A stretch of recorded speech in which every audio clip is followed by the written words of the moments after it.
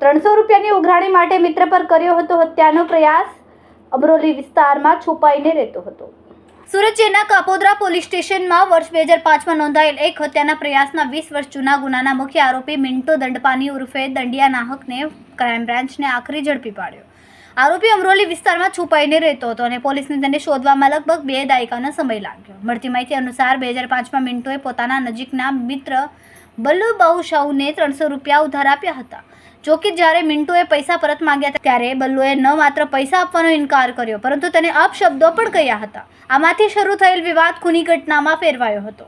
આ અદાવતમાં મિન્ટુએ પોતાના 2 સાથીદારો ભરત ગોલા પ્રધાન અને રામ હરિ પ્રધાન સાથે મળીને ઘાતકી હુમલો કર્યો.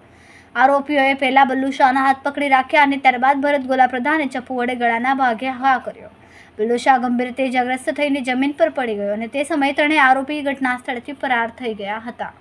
મિન્ટુ દંડિયા નાહક મૂળ ઓરિસ્સાના ગંજામ જિલ્લાનો કોહવા ગામનો રહેવાસી છે, પરંતુ છેલ્લા ઘણા વર્ષોથી સુરતના અમરોલી વિસ્તારમાં અંજની ઇન્ડસ્ટ્રી એસ્ટેટ વિભાગ 3ની એક હોટેલના રૂમ નંબર 15માં છુપાઈ રહ્યો હતો. આરોપી મજૂરીનો ધંધો કરતા જીવન ગુજારતો હતો.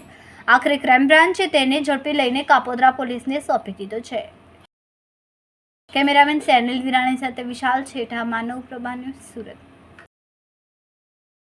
અમારા વિડિયોની નવી અપડેટ મેળવવા માટે સબસ્ક્રાઇબ કરો માનવ પ્રભા ન્યૂઝ ચેનલને.